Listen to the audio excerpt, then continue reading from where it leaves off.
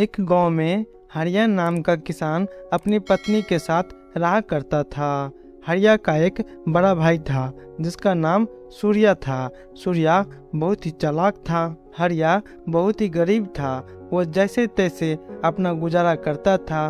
वो कभी कभी अपने बड़े भाई सूर्या से पैसे की मदद भी लिया करता था। सूर्या भी हरिया को अपना छोटा भाई समझकर मदद कर दिया करता था। ऐसे ही दिन बीतते गया। एक दिन हरिया हल लेकर अपने घर से खेत के लिए निकलने वाला था। तभी वो अपने पत्नी से कहता है, सुनती हो, मैं खेत में काम करने जा रहा हूँ, तुम मेरा खाना लेकर वहीं आ जाना। तब उसकी पत्नी कहती है, ठीक है ठीक है। अब हरिया अपने खेत की ओर निकल जाता है। कुछ देर चलने के बाद वो अपने खेत पहुंच जाता है और अपने खेत की जुताई चालू कर देता है।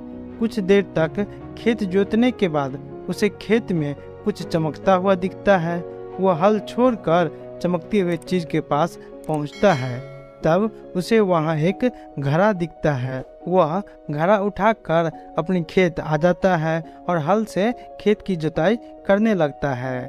कुछ देर के बाद उसकी पत्नी खाना लेकर आती है और घड़ा को देखकर हरिया से पूछती है, ये घड़ा किसका है? तब हरिया कहता है, ये मुझे खेत की जुताई करते वक्त मिला, तुम इसे घर लेकर चले जाओ, मैं शाम तक काम खत्म करके आता हूँ। तब उसकी पत्नी कहती है, अच्छा है, कम से कम पानी रखने की काम तो आएगा।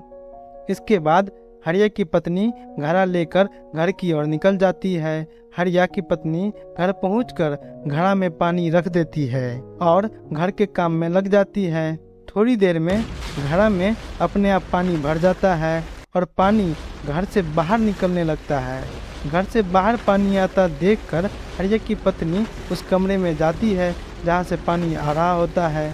तब उसकी पत्नी घड़ा से पानी आता देखकर सोचती है, मैंने तो इसमें थोड़ी पानी रखी थी, ये भर कैसे गया? उसे कुछ समझ नहीं आता है और फिर वह घड़ा के पानी को खाली कर देती है और उसमें कुछ दूध रख देती है और फिर से वह घर के काम में लग जाती है।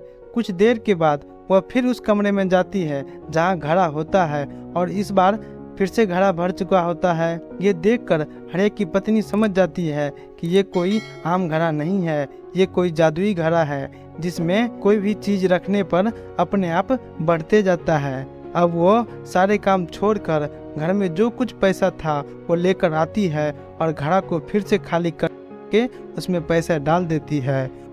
उधर हरिया भी खेत से घर की ओर निकल जाता है और कुछ देर चलने के बाद घर पहुंच जाता है। घर पहुंचते ही उसकी पत्नी घड़ा के बारे में उसे बताता है कि ये एक जादुई घड़ा है, इसमें कुछ भी डालने पर अपने आप ये घड़ा भर जाता है। देखो, अभी मैं इसमें कुछ पैसे डाली थी और ये घड़ा पैसे से भर गया। ये सब देखकर हरिया बहुत खुश हो जाता है। अब तो वो अमीर हो जाएगा, अब उसे कोई काम भी नहीं करना पड़ेगा और ना ही अपने बड़े भाई से उधार लेना पड़ेगा।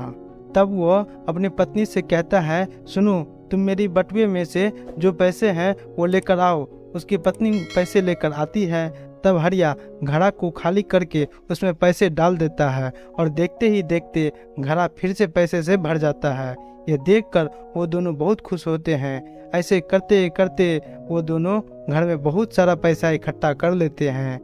ऐसे कुछ दिन बीतता है और हरिया अब कोई काम नहीं करता है और अपने लाइफस्टाइल को चेंज कर लेता है और अपने लिए अच्छा घर बनवाता है। उसमें वो रहने लगता है। अब उसके पास किसी चीज़ की कमी नहीं थी, उसकी गरीबी जा चुकी थी। वो दुनिया की हर चीज़ पा सकता था जो वो चाहता। कुछ दिन ऐसे ही बीतते गया। हरिया की भाई सूर्या सोचता, मेरे भाई को ऐसा क्या चीज़ हाथ लग गया जिससे वो इतना जल्दी अमीर हो गया। अब वो पता लगाना चाहता था, इसलिए वो एक दिन अपने भाई के घर चुपके से गया और बहुत ढूंढने पर भी उसे कुछ समझ नहीं आया और वो लौटकर वापस चला आया। फिर कुछ दिन में खेत में सूखा पड़ने लगा और गांव में अकाल पड़ने लगा। घर में जिसके पास जो भी अनाज बचा हुआ था उसी से सभी लोग गुजारा करने लगे।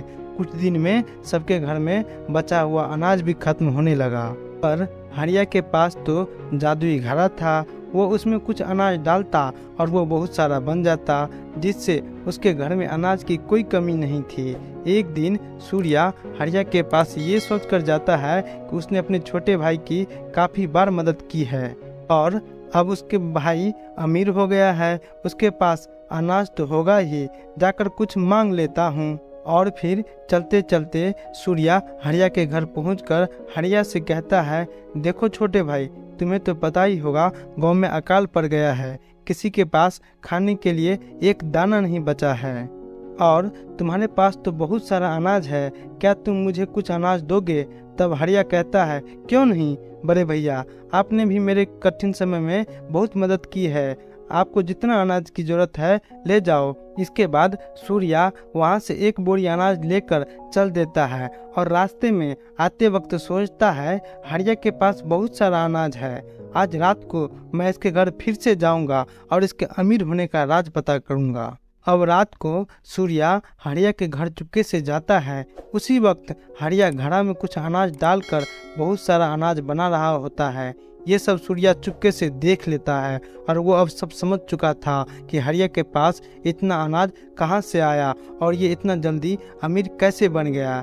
हरिया अनाज बनाकर जब वहाँ से चले गया तब सूर्या चुपके से घड़ा चुरा कर वहाँ से भाग जाता है और अपने घर पहुँचकर वो भी ऐसे अनाज बनाने लगता है। उधर हरिया को ये पता भी नहीं था कि उसका घड़ा चोरी हो चुका है। एक रात सूर्या घड़ा से अनाज बना रहा था, तभी लाइट कट जाती है और अंधेरा हो जाता है। तब सूर्या अंधेरा दूर करने के लिए एक माचिस जलाता है और गलती से माचिस की तिली घड़ा में गिर जाता है और घड़ा एक माचिस तिली से बहुत आग बनाने लगता है। ये सब देखकर सूर्या कुछ समझ नहीं पाता है कि अब घड़ा से आग को कैसे बंद किया जाए और देखते ही देखते पूरे घर में आग लग जाती है और इस तरह सूर्या का घर घड़ा के साथ जलकर नष्ट हो जाता है और सूर्या जैसे तैसे घर से बचकर निकल जाता है। दोस्तों, ये कहानी आपको कैसी लगी नीचे ज़रूर कमेंट करें। मिलते हैं जल्दी नए कहानी के साथ। वीडियो को लाइक, चैनल को सब्सक्राइब, पेज को जरूर फॉलो करें। धन्यवाद।